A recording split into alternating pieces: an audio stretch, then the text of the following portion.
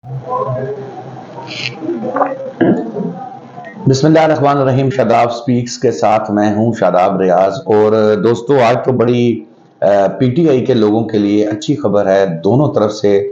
और इमरान खान साहब जो है वो जेल में पिछले 20-25 दिन से बंद हैं। अब वो जेल से रिहा होने वाले हैं और कैसे रिहा होंगे, कब रिहा होंगे, ये मैं आपको आगे चल के बताऊंगा। लेकिन दूसरी तरफ दूसरी बड़ी खबर, जो दूसरी अच्छी खबर तहरीक इंसाफ के लोगों के लिए है, चौधरी परवेज इलाही साहब को रिहा कर दिया गया है। लाहौर हाई कोर्ट के जस्टिस अमजद रफीक साहब ने बड़ा संजीदगी से इस मामले को लिया और उसके बाद उनकी रिहाई अमल में आई। क्या उनको अब दोबारा गिरफ्तार किया जाएगा, ये भी मैं आपको आज के वीलॉग में बताऊंगा। लेकिन अगर आपने अभी तक मेरा यूट्यूब चैनल सब्सक्राइब नहीं किया तो इसको सब्सक्राइब कर लें, बेल आइकॉन को दबाएं ताकि आपको अपडेट्स मिलती रहें।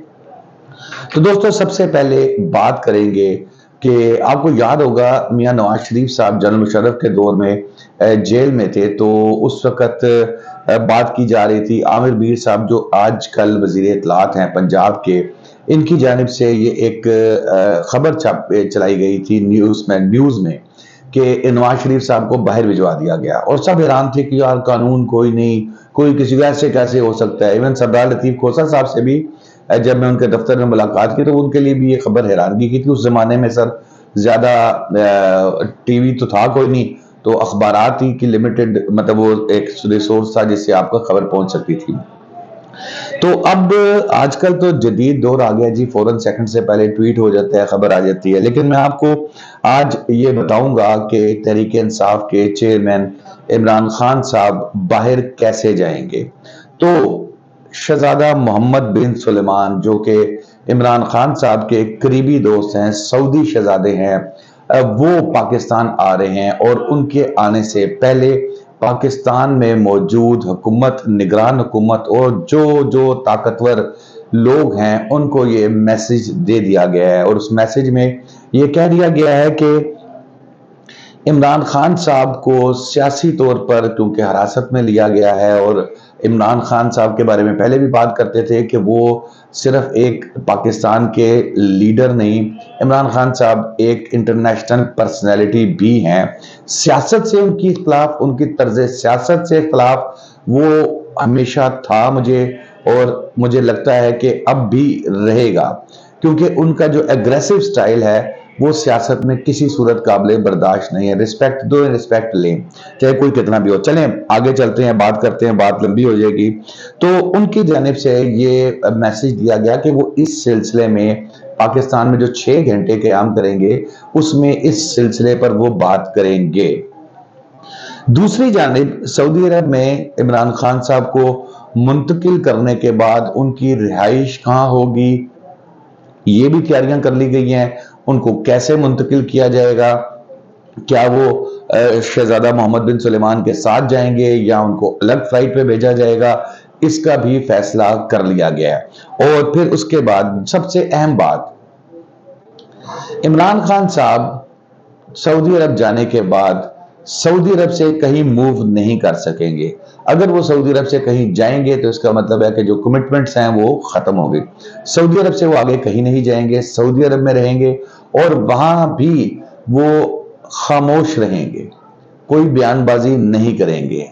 ये भी मामला जो है वो सामने आ गए हैं कि वहां भी वो कोई बयानबाजी किसी किस्म की नहीं करेंगे। और इन चीजों के ऊपर एक जो, क्योंकि अब दोस्त जब दोस्त से बात करता है तो उसका जरा माहौल डिफरेंट होता है। तो शहजादा सलमान के बारे में इमरान खान साहब का भी दावा है कि वो उनके बड़े करीबी दोस्त हैं, तो जाहिर है वो अब दोस्त की मदद करने के लिए आ रहे हैं। तो कुछ कमिटमेंट्स वो खान साहब के बिहाफ पर करके जाएंगे और कुछ कमिटमेंट्स वो यहाँ पर देंगे कि भाई खान साहब से भी वो लेंगे। तो जो वो कमिटमेंट्स देंगे उसमें ये होगा कि खान साहब का क़याम 2 साल, 3 साल, 4 साल वो सऊदी अरब में ही होगा, और खान साहब जो है वहां पर कोई बयानबाजी नहीं करेंगे। लेकिन अपने वो सियासी मामला जो हैं वो शाह महमूद कुरैशी साहब, और ज्यादा चांस ये है कि वसद उमर और परवेज इलाही साहब इनके जरिए सियासी मामला चलाते रहेंगे। लेकिन वो कहीं पर मीडिया पर किसी के खिलाफ बात नहीं करेंगे। मीडिया पर कोई जैसे वो पहले एस्टेब्लिशमेंट को आड़े हाथों लेते थे, इस तरह की तमाम कमिटमेंट्स जो हैं वो उनसे की जा रही हैं। और ये ऑलमोस्ट चीज फाइनल हो गई है। ये आज मेरा वीलॉग, हो सकता है कुछ दोस्त इसको बुरा समझें, कुछ बुरा भला कहें मुझे कि जी ऐसे ही है, ये है वो है, लेकिन ये आप देखेंगे अगले 10 दिन में ये चीज मैच्योर होके सबके सामने आ जाएगी। इसके अलावा दूसरे मुल्क में छोड़ के नहीं जा सकेंगे। फिर इसके अलावा एक चीज ये भी होगी कि इलेक्शन जो है वो फरवरी में करवा दिए जाएंगे, और इस पे एस्टेब्लिशमेंट भी इस वक्त इस मामले पे आ चुकी है कि भाई फरवरी में इलेक्शन कराओ, इन सियासतदानों के हवाले करो, जान चढ़ाओ, जाके खुद ही बॉर्डर पे जाके जो भी ड्यूटियां हैं, जिम्मेदारियां, ये जो मामलात हैं, इनको आप लेके चलो और इसको इनके हवाले करो, ये जाने इनका काम जाने। और ये तो थी आज की पहली खबर। दूसरी खबर है परवेज इलाही साहब के हवाले से। वजीर आला पंजाब रहे 2 मरतबा, फिर उसके बाद वो स्पीकर रहे, आई थिंक 2 मरतबा वो स्पीकर भी रहे। तो उनको हिरासत में लिए हुए तकरीबन 1-1.5 माह गुजर गया। परवेज इलाही साहब एक मुकदमे से निकलते हैं, दूसरे में पकड़ लिया जाता है, दूसरे से निकलते हैं, तीसरे में पकड़ लिया जाता है। और जब उनकी जानिब से नैब की गिरफ्तारी को चैलेंज किया गया था, तो जस्टिस अमजद रफीक साहब जो लाहौर हाईकोर्ट के जज हैं, बड़ी अच्छी शोहरत के हामिल जज साहब हैं, इनके पास मामला आया, केस में समाअत शुरू हुई, फिर पहले दिन कल चलता रहा। वो तलब करते थे, नैब लेके नहीं आता था, वो तलब करते थे, नैब लेके नहीं आता था।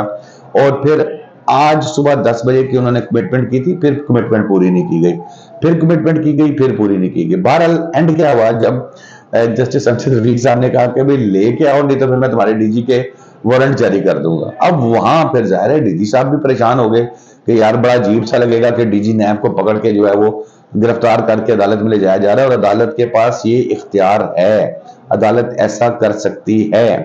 तो ये सूरत हाल हो गई।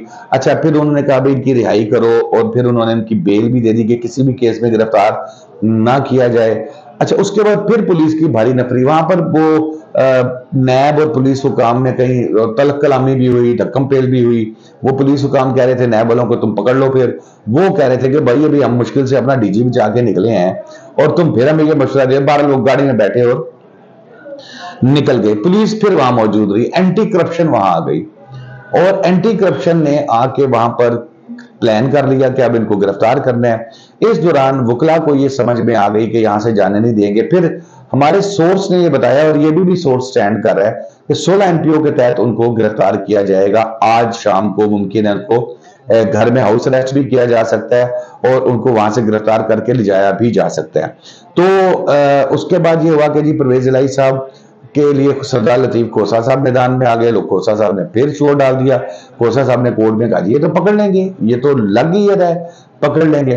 फिर कोर्ट ने डीआईजी साहब को बुला लिया, उन्होंने एसएसपी साहब को बुला लिया, और उन्होंने कहा कि इन्हें घर छोड़ के आओ, और जब तक परवेज इलाही साहब घर नहीं पहुंचते ये आपकी जिम्मेदारी है, और रस्ते में कोई गलत बात हुई, कोई ऐसी वैसी बात हुई, तो आप जिम्मेदार होगे।